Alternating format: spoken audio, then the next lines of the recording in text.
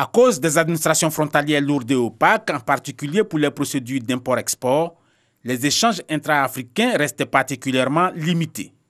Pour les opérateurs économiques, l'intégration régionale via cette zone de libre-échange en construction est un gage de compétitivité. Il faut pouvoir mettre en relation les jeunes entrepreneurs et des entrepreneurs expérimentés. Cela existe déjà au sein de l'Union européenne. Ça pourra véritablement permettre à nous, en tant qu'entrepreneurs, de pouvoir bénéficier de ce grand marché-là et comprendre la philosophie des autres pays qui s'intègrent dans le marché, dans ce vaste marché des zones de libre-échange continentales. Malgré les potentielles opportunités, cette libéralisation du commerce des biens et des services a vocation à entraîner des coûts d'ajustement pour les États membres. Les préalables dans le cadre de la ZLECAf, c'est l'adoption d'un certain nombre de textes qui restent, notamment le texte sur les produits d'origine. Ce texte sur les produits d'origine est vraiment fondamental. C'est ce qui va permettre de savoir que les produits sont fabriqués en Afrique. Mais le déficit en matière d'infrastructures constitue une grave entrave à l'intégration régionale. Les infrastructures vont jouer un rôle dans l'acheminement des produits.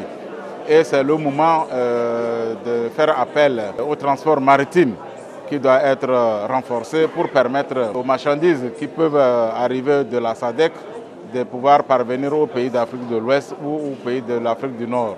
Le commerce intra-africain représente actuellement 15% du commerce total du continent, compte 19% en Amérique latine, 51% en Asie, 54% en Amérique du Nord et 70% en Europe.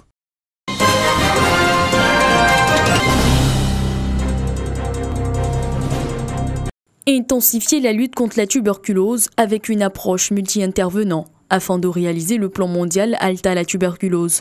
L'ONG Alliance Côte d'Ivoire, avec l'appui du Programme national de lutte contre la tuberculose, lance le projet d'engagement des acteurs clés, notamment les médias, les célébrités, les organisations de la société civile et les patients guéris pour mettre fin à cette maladie.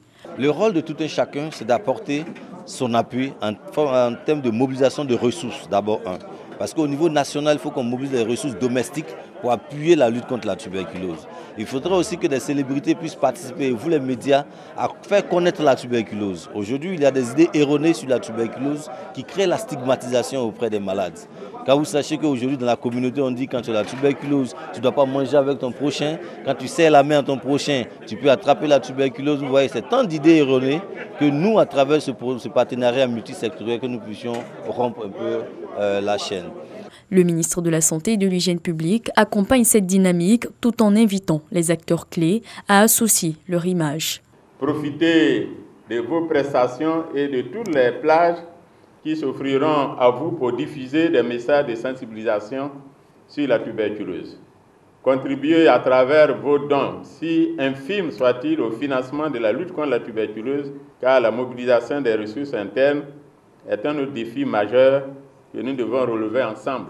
Chacun peut et doit jouer sa partition pour l'avènement d'une Côte d'Ivoire débarrassée de la tuberculose à l'horizon 2030 tel que projeté par les objectifs de développement durable. Le taux national de déclaration de la tuberculose est en hausse avec 58% selon l'OMS.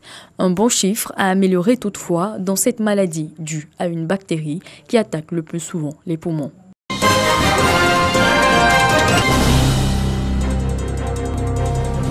Les populations des tribus à Langwa et à Mantian accordent un grand intérêt à la sauvegarde des valeurs comme la cohésion, la solidarité et la paix.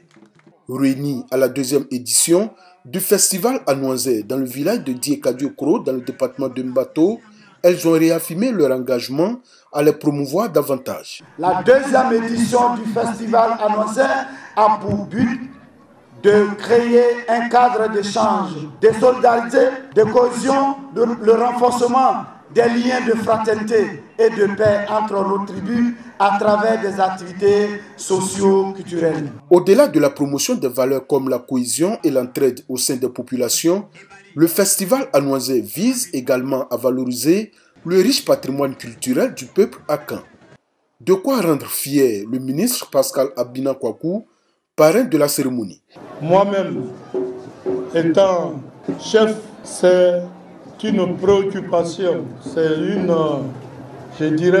une joie quand je constate que la jeunesse s'intéresse à notre culture pour pérenniser nos régions et faire en sorte que nous ne perdions pas nos âmes.